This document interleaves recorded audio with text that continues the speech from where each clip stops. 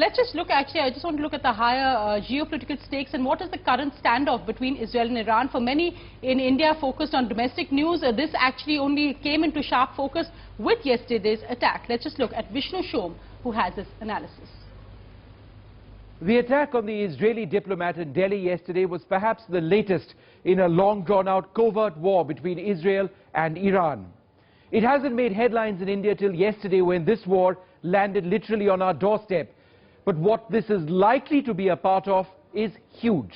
The next major full-blown war in the Middle East could be just around the corner, a distinct possibility in the weeks and months ahead.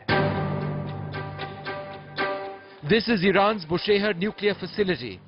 To Israel, this represents its most fundamental security threat. Weapons-grade plutonium could be extracted from the reactor, allowing Iran to construct nuclear weapons. Iran already has a uranium enrichment plant in Natanz. There is a strong historical precedent to Israel launching a massive air assault. In 1981, in one of the most audacious air attacks ever, Israel flew over the airspace of many countries to destroy Iraq's Osirak nuclear reactor. Just 2 weeks back, Tamir Pardo, the head of Mossad, Israel's intelligence agency, was in the United States to assess American mood if it went ahead and launched a preemptive strike.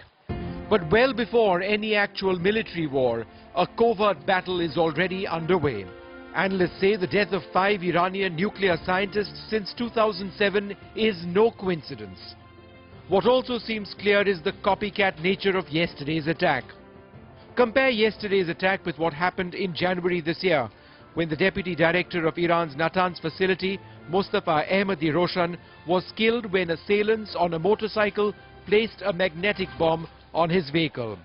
Israel is also thought to have launched a cyber attack on Iran's nuclear facilities, targeting nuclear centrifuges with the Stuxnet virus.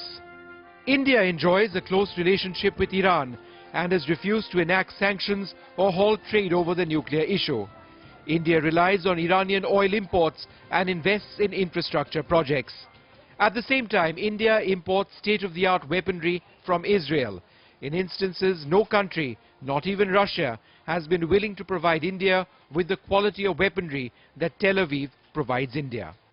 As the situation in the Middle East potentially escalates, a worried New Delhi will be looking closely at the Middle East, as two countries, both close friends and allies, continue their battle of brinkmanship.